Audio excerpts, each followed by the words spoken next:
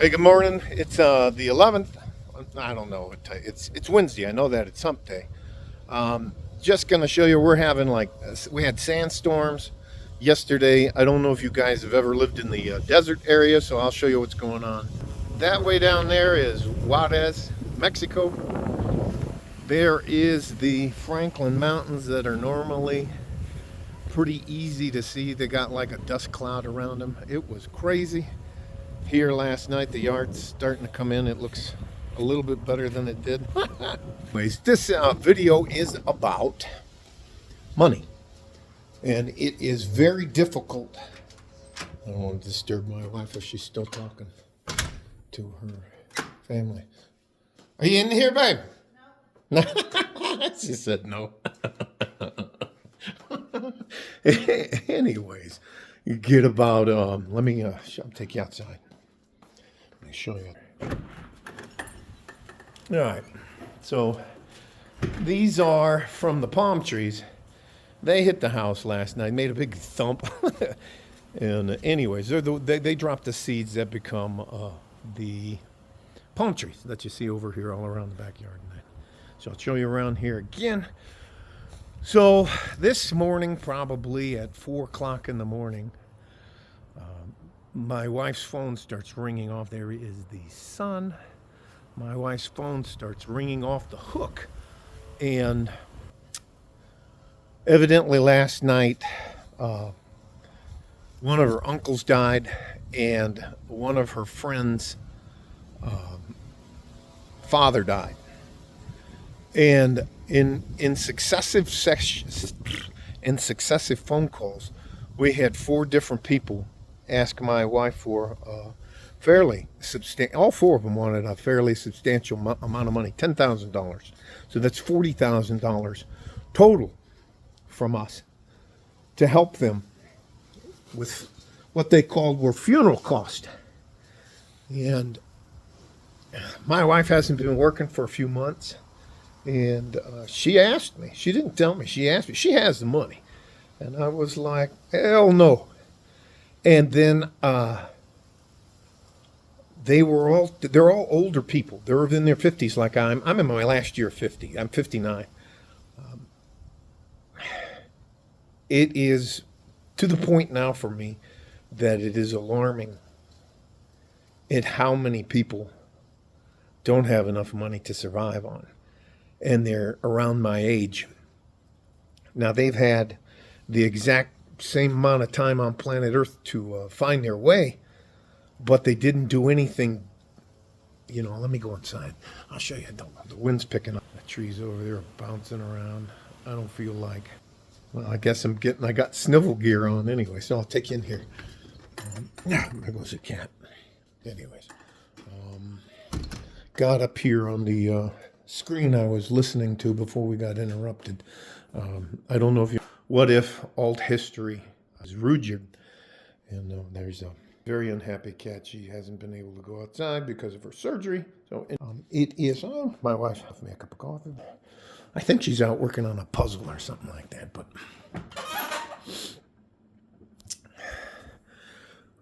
this is mostly a cautionary tale for someone who is younger than I am. So if you're in your 40s or 30s or 20s, I always talk to young men and women about, now especially women, I don't mean this mean, but women are not very good with money. They are what I consider a hyper consumer.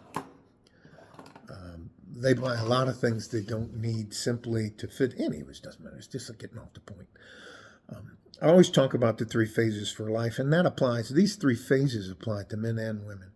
You have your dreamer phase that lasts between as soon as you are in your teen years up until about 23. And then after that, the second phase of your life is called your career phase. And your dreamer phase and your career phase will determine whether or not the last phase of your life, your retirement phase, how it turns out.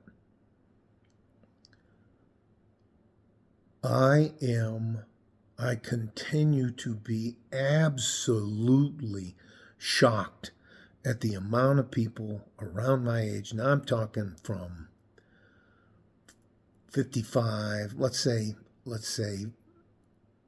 50 to 65 that don't have a few $1,000s for something to go wrong.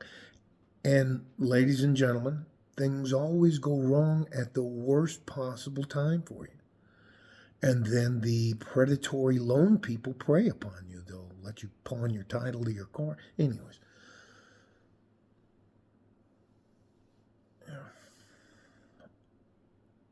Now, this may seem cruel, but it is not my fault that people around us, my wife and I, haven't prepared for their financial future or their financial retirement. I can tell you, and I know I'm preaching to the choir probably, but if you do not understand how money works and you're not financially literate, you're going to suffer greatly, especially as you get older. Now, some of the shocking things that happen to women is they age out of the working environment, meaning that unless they're self-employed, like they have their own little restaurant or their own little kitchen where they make something specialty and they put it out locally, regionally, or whatever, you're going to stop having money coming in. And if you don't have what is considered passive income, like we have our drip stocks, I have, what do they call them? What do they call them? Veins or inputs. I have several other of those coming in on a regular basis. So, but when I was in my teens, 20s, 30s, and 40s, I remember going 5 years without lunch just to save $5,000.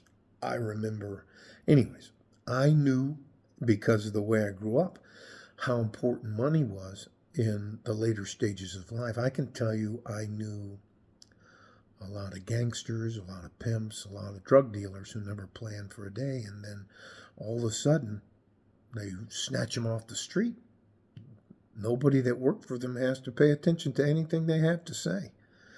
And if he had a family, they're suffering. Those people, anyways, let me just get to the point. You do not have the right, I do not have the right to make a demand. And that's what it sounded like to me. It sounded like they had already decided the figure that they wanted, and they just were telling us what we had to pay. And I think I was like, not only no, and there's a couple of them who said some disparaging things. And when we meet face to face, like the late, great Bernie Mac said, we're going to move some furniture around. You're not entitled to someone else's money. You're not entitled for someone else to be held responsible for your lack of planning. You're given a certain amount of time on planet Earth. And again, shout out to Kevin Samuels, the signs. They use shame, insults, guilt, and the need to be right to try to prove their point.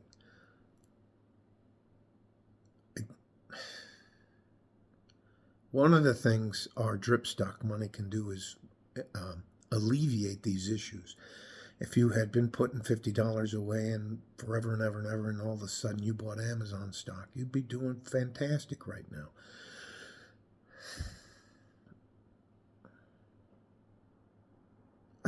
The sense of entitlement because you know somebody else is well off, that you're somehow entitled to their money, that, anyway, I hope it makes sense, but it is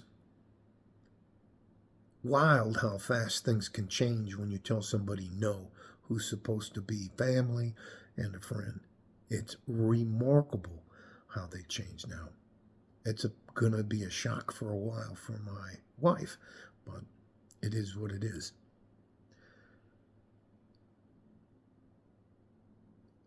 You have a direct responsibility as a man and a woman to make sure that you are taken care of. You can't delegate that type of responsibility to anybody else. You are given a certain amount of time as you're young, and if you choose to live a very easy check to check life, that is a dead end road. One of the other things, I'm going to probably do a ride along, and hopefully I can take you guys with me here with the El Paso Police Department. One of the things you see a lot are people who don't make plans. They don't anticipate their car ever needing gasoline, their engine oil ever needing to be changed, their tires needing new tires. They don't anticipate somebody raising their rent. They don't anticipate a bill or water or things or inflation. They don't. And the older they get, you don't have as much time to react. That's why you save and keep for the rest of your life 10% of everything you own. I am upset that people who are my age or older, and several of them were older, would be so upset that they're not entitled to our funds. You can't ask somebody else for their money and then tell them, just give me the money so I can do with it what I want. I've been down that road before, so that's the reason I don't loan money at all. There was a guy who used to come around and he would, anyways, no one else is responsible for your financial future except for yourself. And you have to do the work to protect yourself. You can't depend on anybody else to help you, especially when you need it. I was homeless with a wife and 2 kids. And at a certain point in time, people don't want you around anymore. That was back when NAFTA hit and they shipped all of our jobs across the border in Mexico. And anyways, so it is what it is.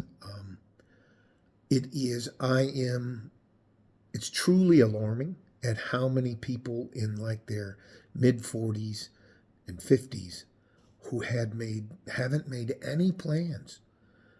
You hear a lot of them that plan to use their children as their retirement package. That is absolutely cruel to do that to your children. I don't want to go on about this anymore. I love you guys. Stay safe and healthy. It's a soup day here. It's cold, windy, dusty. But other than that, everything here is fine. Yeah. No one is entitled to the money that you earned. And unless they're gangsters like the U.S. government, where they just take the cut off the top. They take their cut off the top before you know your gross pay, and then they chop it up for you. Here's what's left over. So other than that, again, we are all going to make enough money to make it through our retirement and die with a little bit of dignity. If you become financially literate, if you choose not to become financially literate, the later part of your life is going to suck. So I hope this helps. If it doesn't, I'm sorry for you. I feel bad for you, but there are no superheroes. Nobody's coming to save you. I'll tell you the same thing they told me in jail. They say, hey, white boy, nobody's coming to help you. Nobody's coming to save you. So, and if you don't believe me, go back and go through what happened to the people in Maui. Go through and ask the people now in Tennessee and North Carolina how much the government gives a shit about them. Now they'll send $59 billion to pay for illegals to be housed in an upscale hotel in the state of New York City. But God help you if you're a hard-working SOB or family and you need help. Here's your check for $700. Goodbye. And then just, all right, that's enough. Love you guys. Like a Ford and a G string. I'm out of here. Bye bye.